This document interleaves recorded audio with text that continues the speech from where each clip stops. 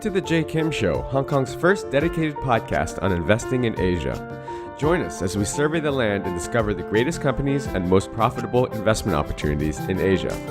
If this is your first time listening, thank you for stopping by. This podcast is produced every week with the goal of providing actionable insights to you, the listener, with every single episode. And now, on to the show.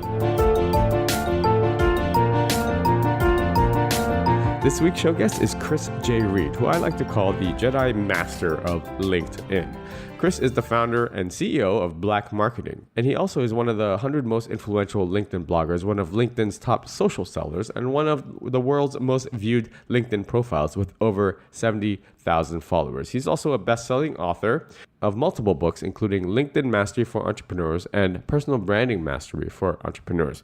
Today, we sit down and we talk about LinkedIn and how all entrepreneurs should be using this powerful platform for their business. Let's get right into the show.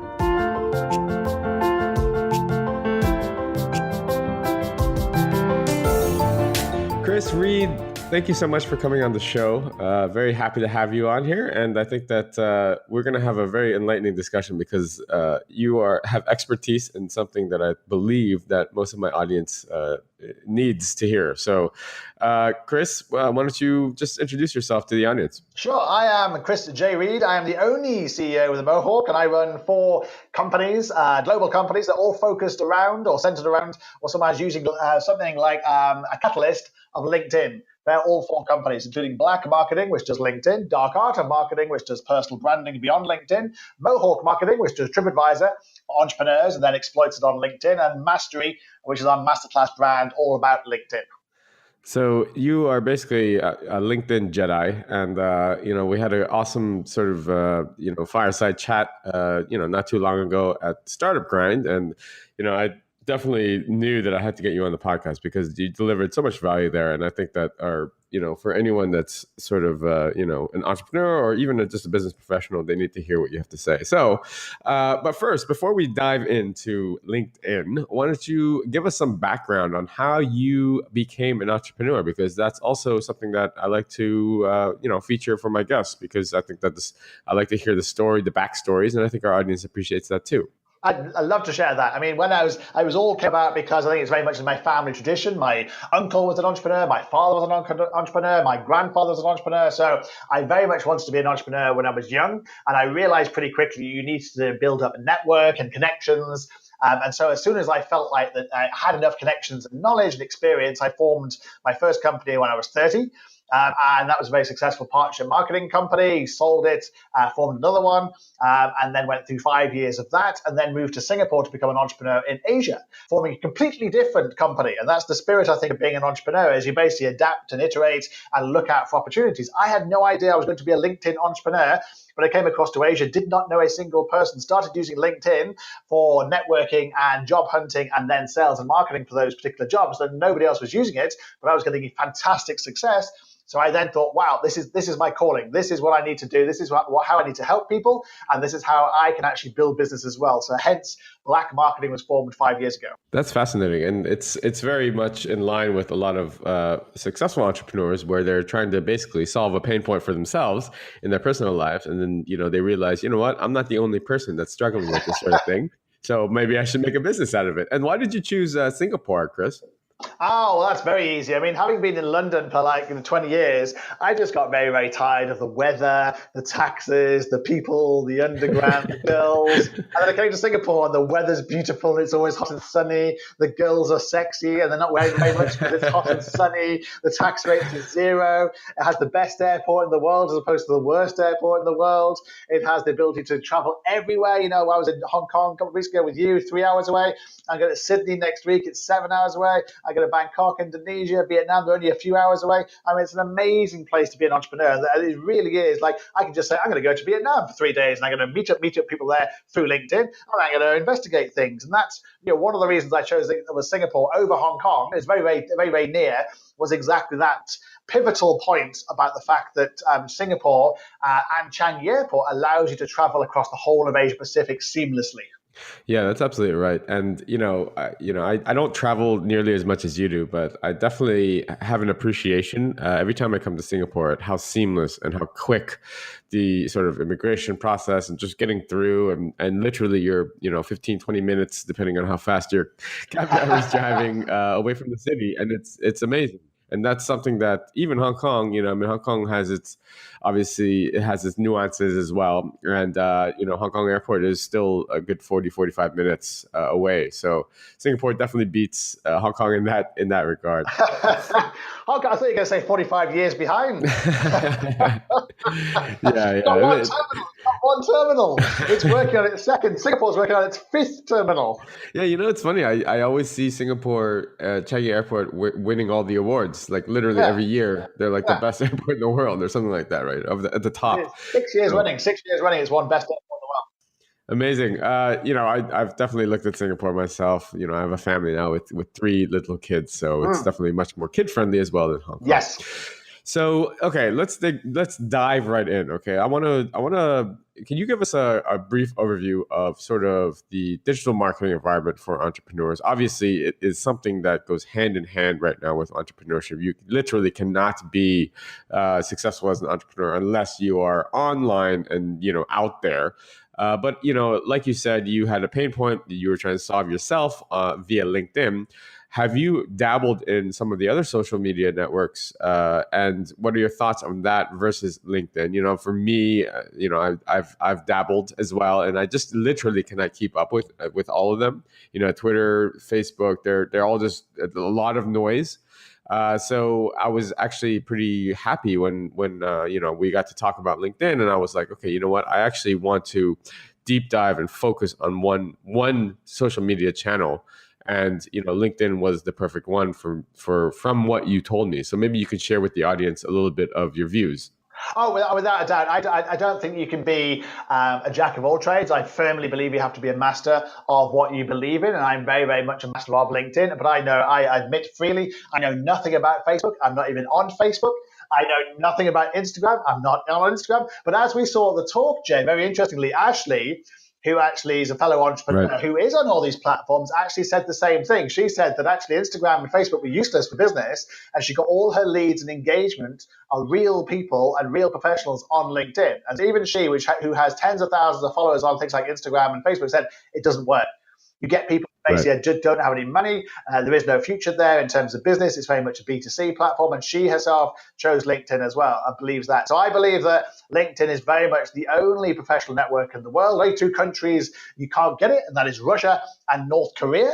So you can get it in China, which is phenomenally important, obviously. And it dovetails quite nicely with WeChat in China, which is also very important. But there literally is nothing else like it. I mean, I haven't bothered looking at anything else. We use YouTube, for example, to support the videos we then put on LinkedIn, but we don't find any leads on YouTube. We kind of mirror Twitter only because it's linked to LinkedIn, but I have not got a single bit of engagement or single bit of sale through Twitter. And in Asia, really is completely useless. I don't know anyone who's won clients on through Twitter in Asia. There's a reason why they closed down their Hong Kong operation, half their Singapore operation, because people aren't using it. Even people in Australia who used to use it are now saying LinkedIn is more professional and drives more traffic than someone like Twitter does in that country, which is quite amazing. I think the only country who uses it is America. Yeah, that's absolutely right. And even I have a very small Twitter following, but I can tell that people out in Asia don't care about it.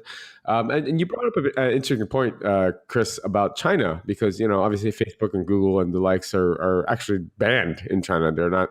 So the fact that LinkedIn is not banned, that's a huge, huge. I mean, obviously China is a huge market, so I think that it's quite interesting. And we talked about this at the Startup Grind event. Basically, I think it's probably about 18 months now when since LinkedIn kind of came back on the radar after their $26 billion sale to Microsoft, and it kind of people were like, wait a minute, what's going on here? Okay, Microsoft is not a stupid company. They are not just spending $26 billion on nothing. So I think it perked up a lot of ears because people were basically like, okay, why are they willing to pay this amount of money for kind of like this professional network that not a lot of people were on. I think people were more interested in Facebook and this sort of thing at the time. But now it kind of makes sense because it's for a professional network, it's really the only way that you can go. So let's okay. LinkedIn, we've gone over the other platforms. Basically, the other platforms, if you are a business professional, it's not really that useful to you. LinkedIn itself, I think a lot of people need a bit of coaching, even a 101, because I don't think a lot of people are doing LinkedIn right. I know myself. We kind of talked about this even at the talk. People kind of just throw up a picture and this sort of thing. What are some quick 101 tips that you could share with the audience just to get started and just to not look like a novice on the platform? I mean, as you saw in the presentation and as you see from people's profiles, the easiest things and the simplest things sometimes when it comes to LinkedIn, having a picture, having a photograph, which is actually engaging and actually communicates your personal brand, not your personal brand on a night out, not your personal brand at the zoo, not your personal brand at a wedding or a funeral or on holiday. It's not rocket science, it's business. So put a nice personal brand up there in terms of a picture so people like a networking event, get a positive impression of you. And then have a strap line. What is your strap line? What are your keywords? Mine is the only CEO with a mohawk. Mine is the most recommended LinkedIn entrepreneur.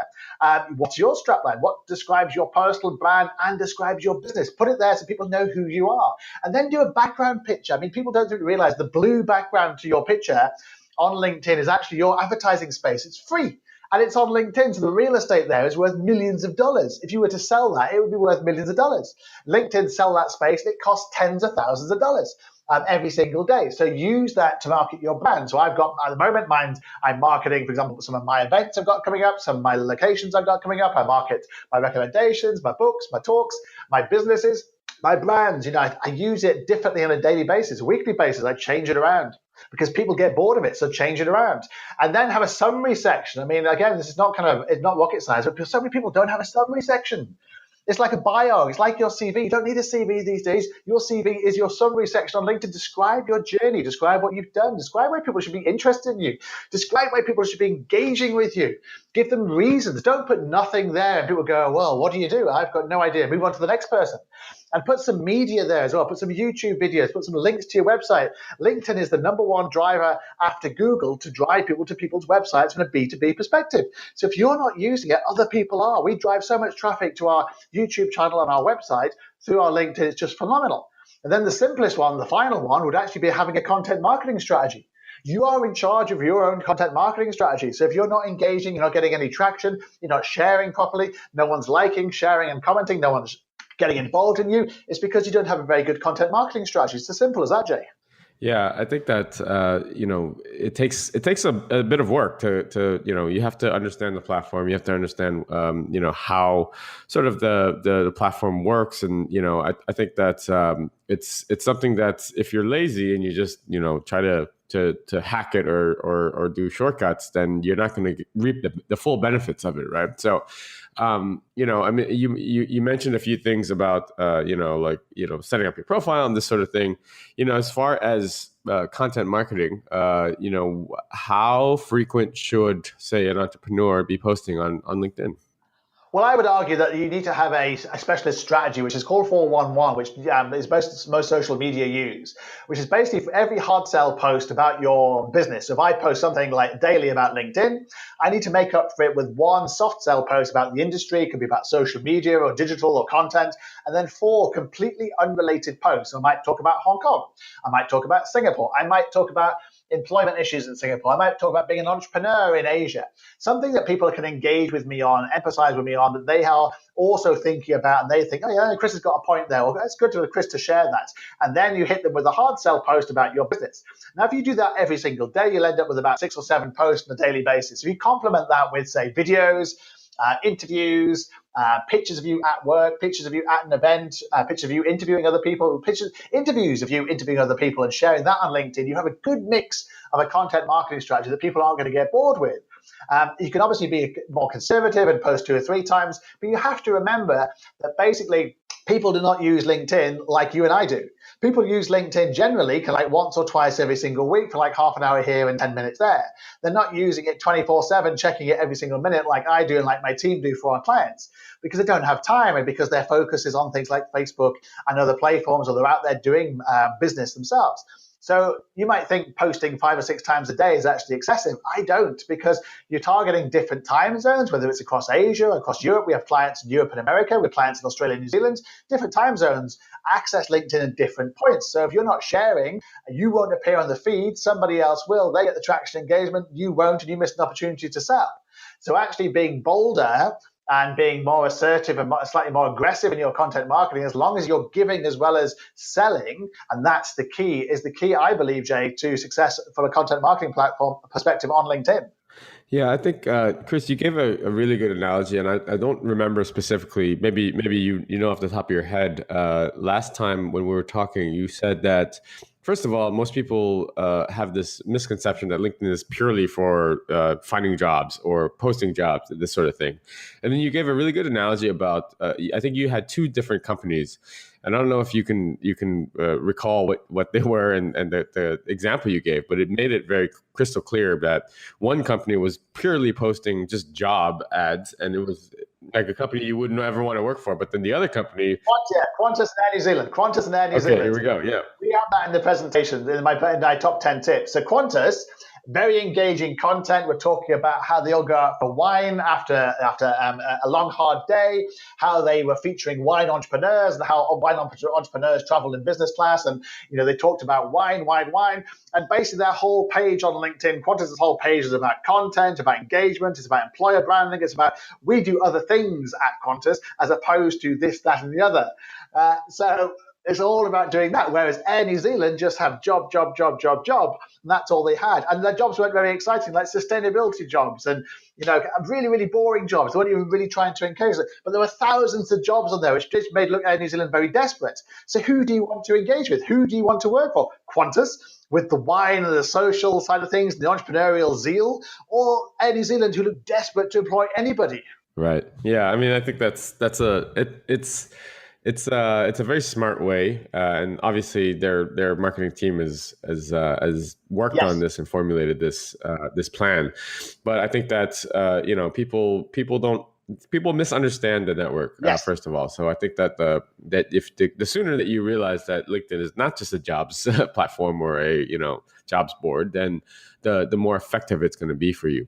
Now, as far as I want to dive in a little deeper, and obviously some of the stuff that you do, it's proprietary for your clients. But you did mention Sales Navigator last time we were speaking, and I think that most people don't even know what that is. They think, oh, there's LinkedIn Professional that if I pay, maybe I can get more leads. Can you just break down, give us a 101 on what Sales Navigator actually is and why people are missing like a really big thing here? Of course. I mean, it's really interesting. I'm interviewing at the moment because we're doing lots of recruiting because we're growing the black marketing team. And I asked them, every single person, how many platforms are on LinkedIn and what are they called? And people go, huh? What do you mean there's a different platform on LinkedIn? They don't even know, half the people don't even know that Recruiter exists. They just get approached when it comes to jobs. They know about LinkedIn Executive, which is the main platform, but have no clue about Sales Navigator. So they're amazed that they have this amazing platform called Sales Navigator. So there's Recruiter for recruitment people, there's LinkedIn.com, which is the executive version, and there's the main feed, and then there's Sales Navigator. The Sales Navigator is a must and an essential for every entrepreneur, every executive who wants to find any kind of client anywhere in the world. And that's the key. Sales Navigator delves into the data, tells you who's active, tells you how many shared connections you have, tell me if these people have moved job recently, tells you if they're in the news, tell you how active they are. And they also say to you whether they want to be mailed for free. And you can get all this data on Sales Navigator and create target lists, which enables you to then generate leads on a daily basis using the LinkedIn Sales Navigator platform. So I use it. I set up all my meetings in Hong Kong the week I was there, and I won 8 clients that week based on meeting people that generated through Sales Navigator, by targeting people who are actually entrepreneurs and founders of businesses who are active and they were on LinkedIn Sales Navigator. So we use it all the time for ourselves. We use it all the time for our clients. And this works anywhere in the world. So it works in Europe. It works in London. It works in Sydney. It works in Hong Kong, Shanghai, Ho Chi Minh, KL, Jakarta, Bangkok, anywhere, because it's all about the data. Right. So how much does Sales Navigator actually cost? It's the irony is, it's just amazing to me. It's the same price as LinkedIn.com's business executive, which is about $100 a month, kind of like from a Singapore perspective. So that's what's like $80, 80 US dollars, or about 300, 400 Hong Kong dollars. And it's the same price as LinkedIn Executive, but it has 10 times the functionality. And it's like, it's a misnomer that LinkedIn keeps selling LinkedIn.com's executive when it doesn't have the search functionality. You can't save searches. You can't do a search on specific CEOs. You can't do a search on company size. And it's like, this is like Sales Navigator is like the amazing thing that people just don't know about on LinkedIn. And so that's why we do so much of our talks about saying, did you know about Sales Navigator? We don't even touch the recruitment side of things. We don't have any clients who asked us to do recruitment because we look at everything from a personal branding, employer branding, and social selling point of view. That's to achieve their objectives, but it's all centered around Sales Navigator. Is Sales Navigator? It is a LinkedIn product. Oh yeah. It's three platforms. Like I say, Jay, it's three platforms. There's Recruiter, there's LinkedIn, and there's Sales Navigator. They're three distinct platforms, but it's all under LinkedIn.com. Okay, so they are earning the revenue, but for some reason it doesn't seem like I'd never heard of it, honestly, Chris. And I'm embarrassed to say this, but I've never heard of it until I met you. Nobody has. Don't be 95% of people have never fucking heard of it. It's just amazing. It's just ridiculous. I don't understand it. It's like they don't want to sell it. They are lazy. They just want to sell you the recruiter platforms and advertising and sponsored updates and that kind of thing. They do not want to sell you Sales Navigator, and it's just bizarre to me. So what is the on LinkedIn you have that, you also have this professional or whatever that you can, it's like a gold emblem that you can pay for, like, and I remember you saying that was literally worthless, like it wasn't like don't spend your money on that. Is that you mean? The premium one, or The you mean the premium, job? that's right, premium, yeah. Premium. Yeah. Well, I mean, the Sales Navigator is premium, Recruiter is premium, and you can get premium in the middle bit on LinkedIn.com. So it's not worthless, but it doesn't mean anything, because if people don't know what it means, then it's kind of slightly pointless. What's better is to have an open profile network. An open profile network is where, again, if you see on Sales Navigator, it tells people that you're open to be mailed.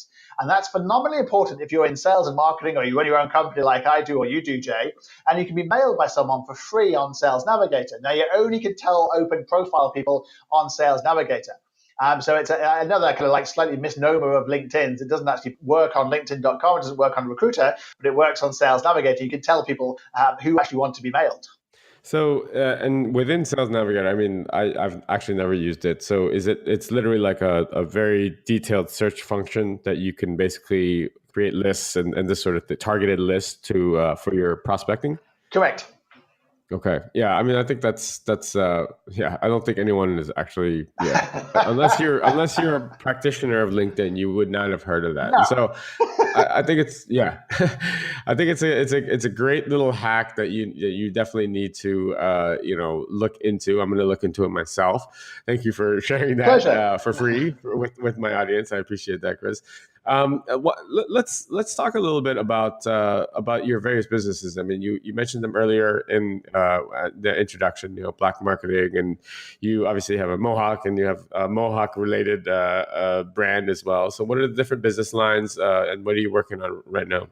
So Black Marketing is the core business. It's basically was set 5 years ago. It's my first business in Asia, and it enables LinkedIn for you. So it purely does LinkedIn for professionals, entrepreneurs, and CEOs across the world. Most of our clients are not in Singapore. I just happen to be based in Singapore. And it does the social selling side of things. So it does the Sales Navigator. Then we have the dark art of marketing, which does personal branding beyond LinkedIn. Mm-hmm. So we basically take a personal brand of an entrepreneur or best-selling author, or celebrity chef, or TV presenter, or someone famous like yourself, and we basically get them exposure. We get them exposure at talks. The talk we did, for example, we get them exposure in something like the South China Morning Post, or China Daily, or the BBC, or Fox News, or it could be the Guardian, it could be Tech in Asia, it could be wherever. But then we exploit that presence onto LinkedIn, and we get them interviews. We also get them awards. We write books for them. We do best-selling books. We do YouTube channels. But again, it's all exploited on LinkedIn. So if I get you into the Financial Times, for example, you might have, maybe 1,000 people, 10,000 people read your article, for example, because it's a paywall. But if I put that same column onto LinkedIn and say, hey, I was in the Business Times or in the Financial Times today, here's my column, you will get 30,000, 40,000 people reading it, and you get the kudos of being in the Financial Times, the Business Times. You get the best of both worlds. So that's what we do there. We exploit a personal brand beyond LinkedIn, but we use LinkedIn as an amplification platform. And then we have Mohawk marketing, which obviously is named after my Mohawk. Oh, yes. TripAdvisor. We do TripAdvisor marketing. Again, for entrepreneurs. So entrepreneurs and CEOs who own groups of hotels and also things like bars, restaurants, are basically generating revenue through MICE. And through corporate hospitality and through bookings from businesses, for example, we manage their TripAdvisor page, but we then manage their TripAdvisor page with a B2B perspective and take the reviews and put them onto LinkedIn. And then again, we use the Sales Navigator platform to target event organizers and people who book rooms and people who book hospitality to then book MICE into LinkedIn.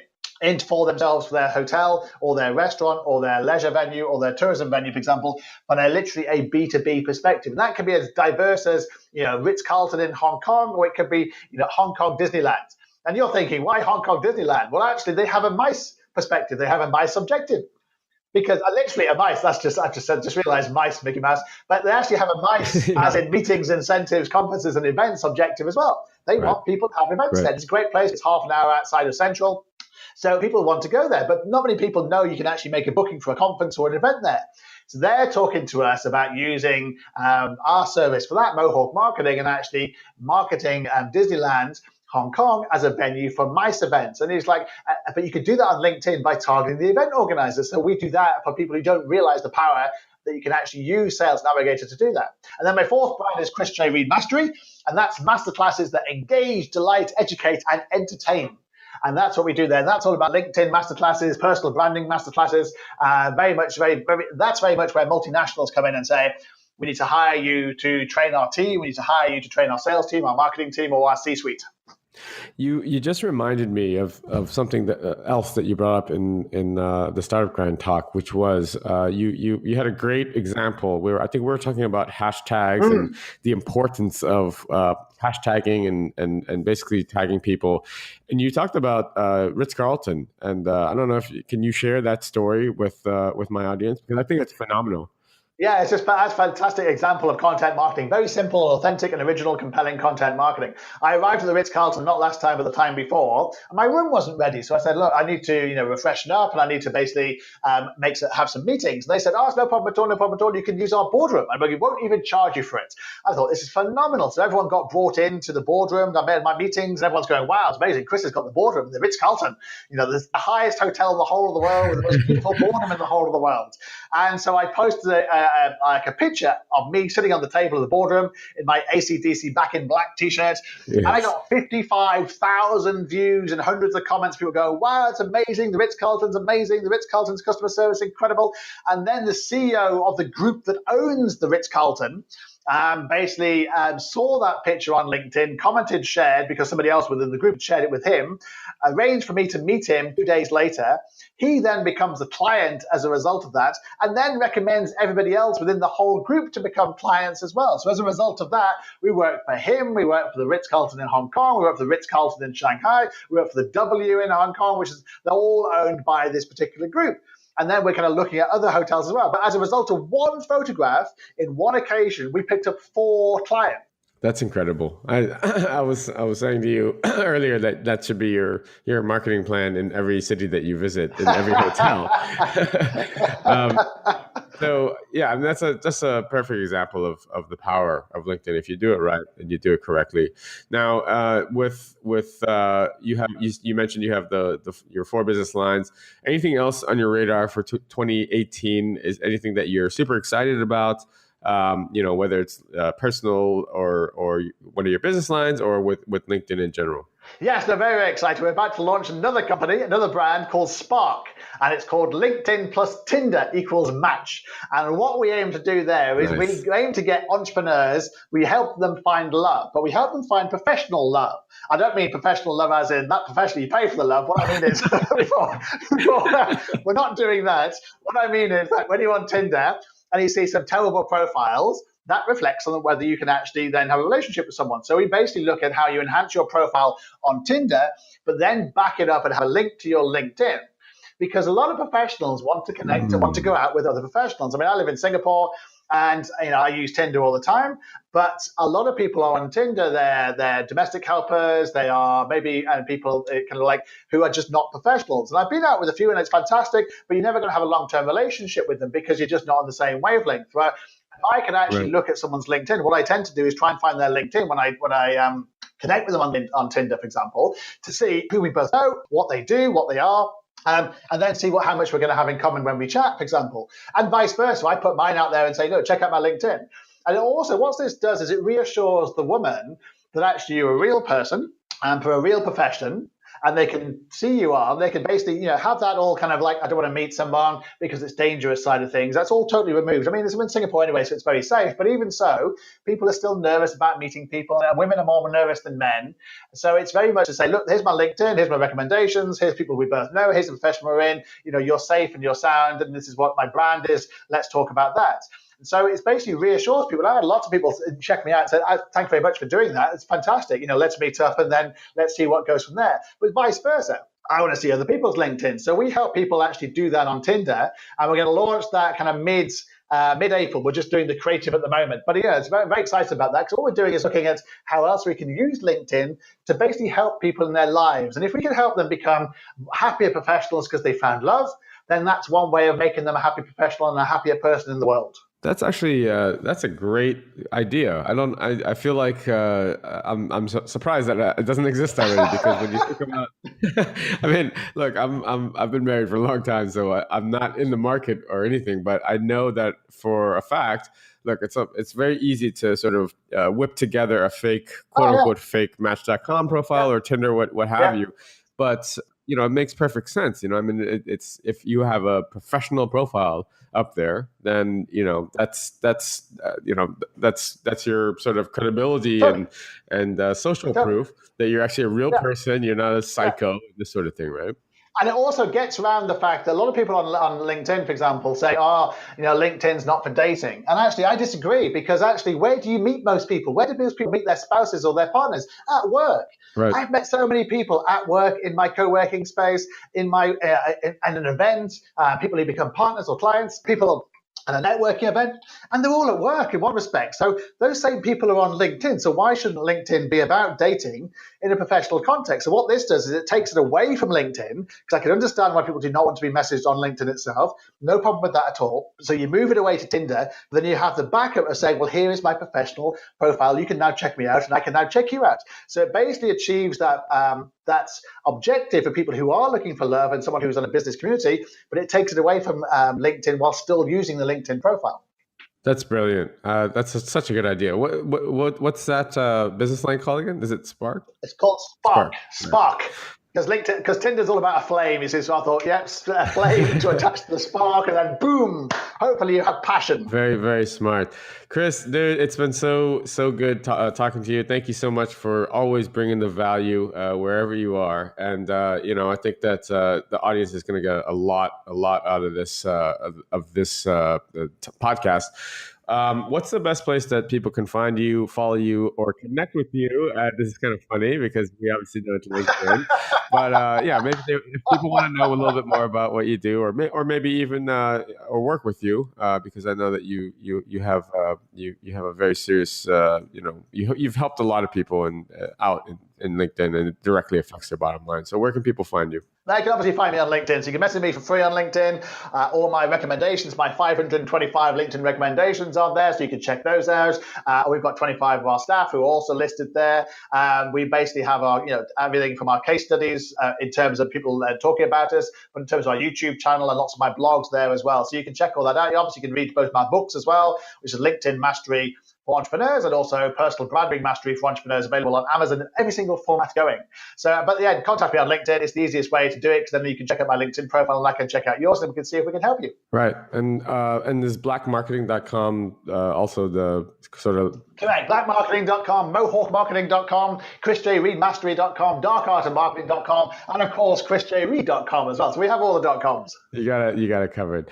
Thanks so much, Chris. Really appreciate it. I had a great time today, and we're looking forward to implementing some of the tips that you gave us. So really appreciate it. Best of luck. All right. Take care. Bye.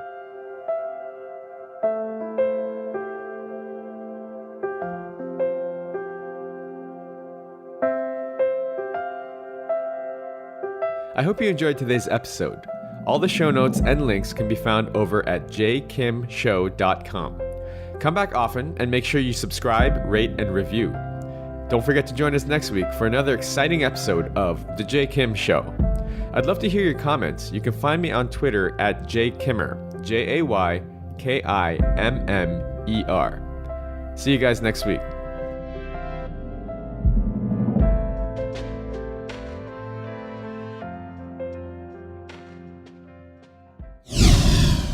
This podcast is brought to you by Hack Your Fitness, the high achiever's guide to getting ripped in under 3 hours a week. If you're anything like me, you're probably working a full-time job or jobs and trying to find time to balance family life, social life, and last but not least, fitness. Look, I get it. I'm a full-time investor and entrepreneur myself, and father of two. So how am I able to stay fit year-round without spending hours and hours in the gym killing myself on the cardio machine? After struggling for the last 15 years trying every workout and diet under the sun, I finally designed a system that allows me to achieve and maintain single-digit body fat for life in under 3 hours a week. Cardio not required. Head on over to hackyour.fitness and download my free 13-page guide that teaches you the simple science behind efficient fitness and smart nutrition and gives you everything you need to know to finally take control of your life. That's hackyour.fitness.